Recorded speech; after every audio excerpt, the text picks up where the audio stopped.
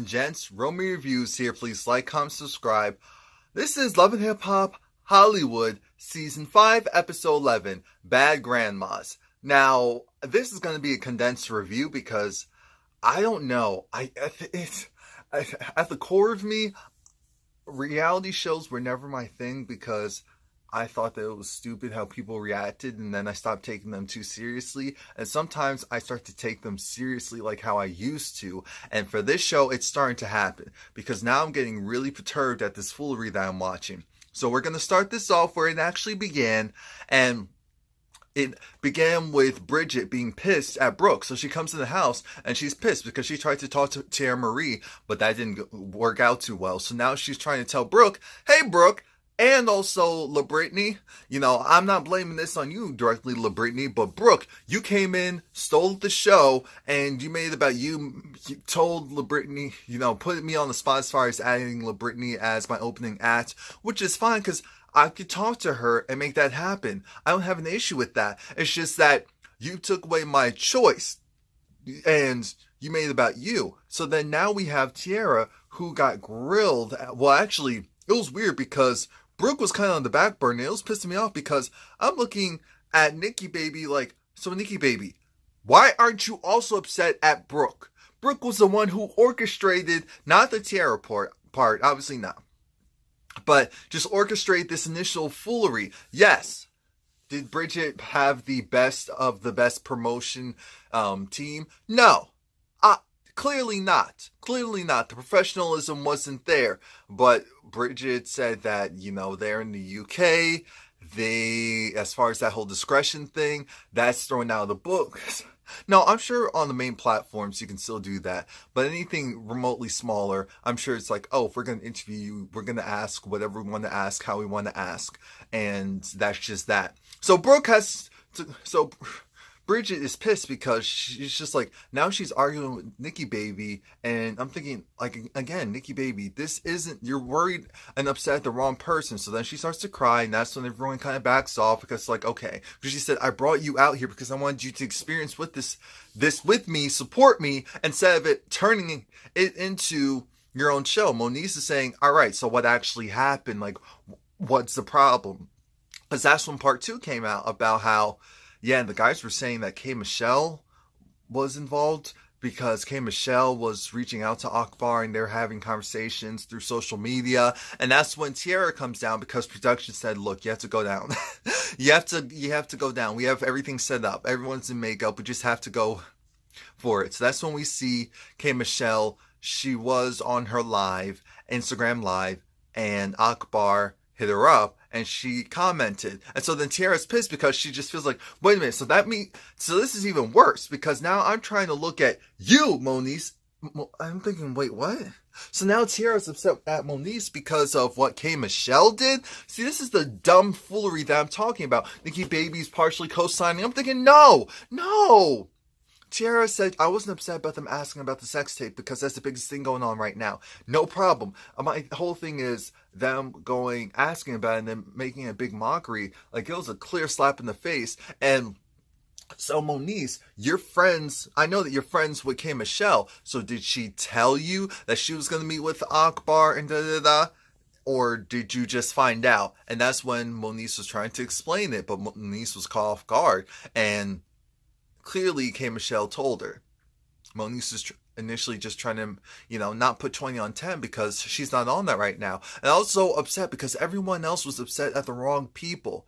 Now we see Ray J. He hangs out with Rockstar. Rockstar has a son. So Ray J is going to invite Rockstar as well as Lucci because Lucci has a kid or kids. And Marcus has a kid. And they're all going to go and hang out as fathers. You know who can't come along? A1, because A1 technically isn't a dad yet. And even if he technically claims responsibility for that child that's in Lyrica's uterus, it doesn't mean that it's his. I'm thinking, oh God, Ray J, we're still on this. So now he's saying, well, there's Safari. And now this is when Rockstar goes to, well, yeah, I did hit, but I wore a condom and I pulled out. So we should be all good. I'm thinking,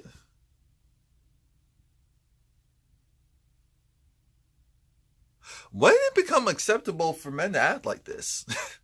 Am I the only one a little confused about this? Am I the only one? Because this is some... I get it, it's a show, and I get it. On a show like this, the guys have better storylines or more stuff going on with them than the women sometimes. No problems. I have no problems with that. I have no problems with a little bit of petty. But this is beyond my limits. This is just stupid. This is... Ooh, I almost said something rude. Now we get to A1. A1, he brought his mother along. So Pam, Miss Pam is there. And Lyrica brought Lyrica Sr. there. There's a problem because they didn't know that these other two were going to be there. They're actually supposed to stay in this house together. And I love how Lyrica Sr. said, I don't understand why Pam is so upset with me because I never said anything rude about her. We switched to the picnic scene last year when they had a fight. Because Lyrica Sr. was saying, Pam, she needs to take care of that gut. And I'm thinking, Lord. So they have terrible communication issues. Lyrica Sr., her finger goes up. And not the middle finger, but just that whole, whenever she's talking. And Pam doesn't like that. She's from a place where a fight ensues when you do all of that. So they're going to agree to act grown and mature and talk to each other respectfully because a child is on the way. And all they can do is love that child and be a family. They don't have a choice. They don't really want to do this. Apple Watts decides to take her father up on the whole thing of therapy, and she shows up first, so she tapes first, and we find out that Apple Watts has been through at least 35 to 40 foster homes. And a fair portion of those, she was either emotionally abused, physically abused, left out in hallways for the whole nights, starved, molested, all of that. And so that's why she has this extremely tough exterior, especially for her father, who she found and got back into contact with 6 years ago. And even though he has been consistently trying to stay in touch with his daughter, the issue is she does not trust him. Because she does not trust him, she whenever he goes and reaches out, she doesn't want to go and respond back. And I said, okay, that's fair enough. That's definitely fair enough. And it's so bad that he finally acknowledged that, okay, I made the choice to leave after her mom got pregnant, had her. And so I understand why she feels a certain way. And right now she feels very uncomfortable with her father and doesn't feel like she can trust him or even want to go and be vulnerable with him. And she wants less communication. I said, wow, you went to therapy to get less communication? I've never seen this before. So she wants less communication, but she still wants to make sure that he's there. She just doesn't want to go and fake the funk. And every time she sees him, she envisions all of the bad stuff that happened to her. And like I said, he did acknowledge that because he wasn't there, inadvertently, those things happened to her. Now we're back in London, and Paris is in the tub. Right now I don't care because I'm a little irked. But it looks like everyone's cool and copacetic enough because they're going to go and have some tea. Moniece and Nikki Baby, Moniece is irritated because she can't get in touch with her son who has a phone that she pays for. So there's no reason why she can't get in touch with him. And her food is gone. It's just things just keep you comfortable and secure aren't there. Like, come on now. And I'm sure.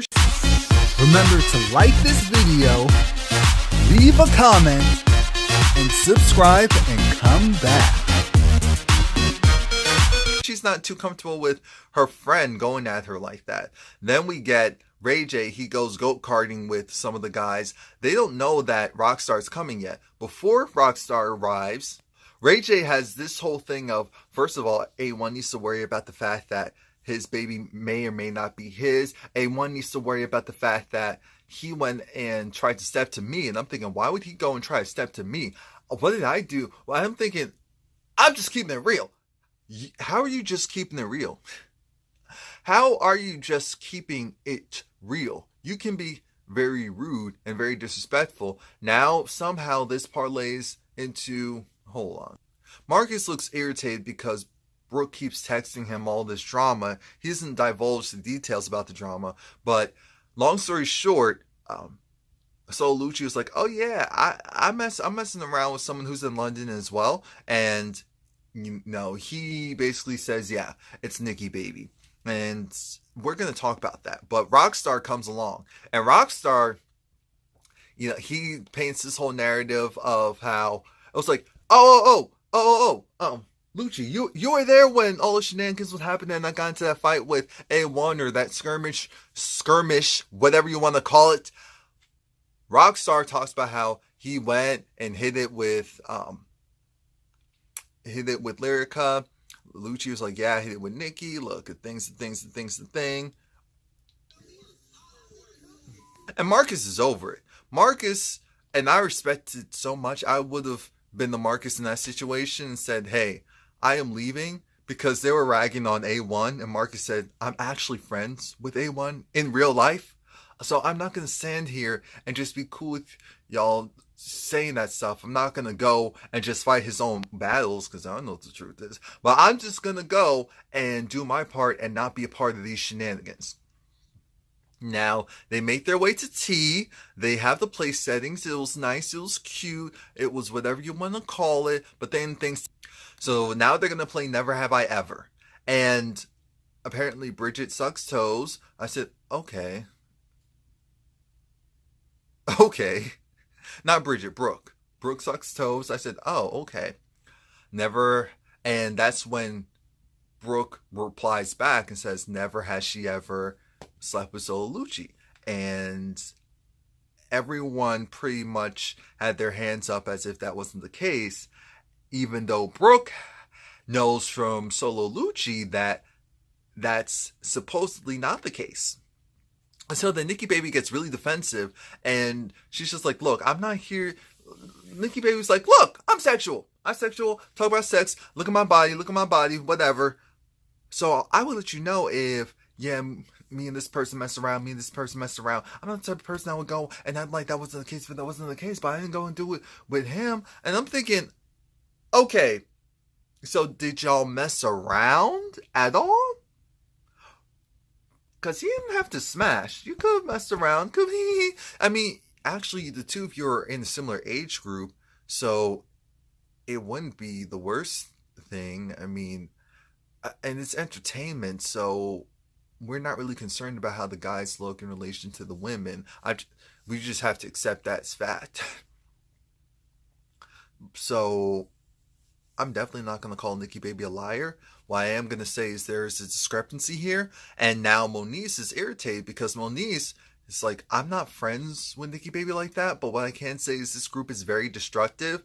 And this is the type of group where if someone has an issue with someone else, they take it out on them at a different time and in a very petty and vengeful way. And it's not fair and it's not right. When are we going to actually grow up and just go and say how we feel about people and let it be? And I said, I don't know how I feel about Logical Moniece. I appreciate the growth. I respect it. And that's why I feel like, Moniece, maybe you shouldn't be on the show anymore. Because this show is very destructive. And that's when I found out that Moniece is actually trying to leave the show and get out of her contract, because she realized in order for her to have a regular life, or possibly a better life, she has to leave. And I agree. Everyone around him doesn't want to be on the show anymore.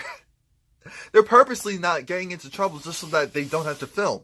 So she needs to follow suit and leave. She's outgrown this, and that's a blessing. Senior Lyrica, that's what I'm calling her, Senior Lyrica and Mama Pam, they agree that they're going to go and respect each other. They're going to go to the beach. They're just going to go and act grown and be grown, because they are grown. They're going to be grandmothers. Well, actually, Mama Pam is a grandmother. Senior Lyrica is going to be a grandmother. One thing that I forgot to mention was that Paris was asked by Bridget to MC her event. So great. And I said Paris has the loud voice. She has the personality. This could be good. LaBritney came out, and I said that was kind of a lackadaisical performance. I said, if this is a real crowd, I would definitely be doing a lot more than that. But fine, this is love and hip hop. This is love and hip hop. Next thing we know, we see Bridget come out, and I said, okay, she sounds good. So that was cool. I liked the setting. LaBritney's really happy because this is where we see the UK rapper. She's there, Lady L. That's what I'm calling her because I don't know what her full name is, so I'll call her Lady L. And she seems really cool. I wish that we saw more of her, but I guess she's like, I'm not getting paid for this, so I'm gonna dip out. I said, smart woman, very smart woman. LaBritney's having fun. Nicki Baby's leaving because, again, Nicki Baby's another person who I feel like has outgrown this mess. She has other important things to do. She's gonna head back home. It's been the 3-year anniversary of her brother being killed. Not being killed, sorry. Of her brother dying, and so she's just over it. And then Brooke said in the confessional, oh, I hope she's not leaving because of the confrontation we had. I hope that she would just go and, talk that out if that's the problem. I'm thinking, I'm sure that's part of it, but not everything's about you. Not everything's about you. Not everything's about you. Now we see the mamas, Senior Lyrica and Mama Pam. Or maybe I should just call her Mama Lyrica. Well, actually, her daughter's going to have so I have to call her Senior Lyrica. Yeah, so Senior Lyrica and Mama Pam, they're doing okay. Senior Lyrica even showed the ultrasound of the baby. And Mama Pam was hurt because she said, wait a minute, why wasn't I there? I said, great question. Secondly, why didn't you go and reach out to me, just to say, hey, we're going to, aren't you excited? And I said, you don't have that type of relationship. So then she said, fair. Moving forward, I just want to be kept in the loop. And so Mama Pam, because she was irritated and hurt, said, well, even though we're doing all this celebrating, shouldn't we just go and get a DNA test? And see, Lyrica said, so you saying that means that you don't really believe my daughter. No, I'm not calling her a liar. It's not that I don't believe her. I think we need to just get one. I said, but that is what that means. So then, Mama Pam didn't like the fact that, seeing Lyrica was getting bucked. So she got up, took the chair, tried to hit her with it. Security got them both, and so they were going and doing their usual F you, bleep you. I just loved when Mama Pam walked away. It was so funny, her in her bathing suit. But that was it. Please like, comment, subscribe. Come back next.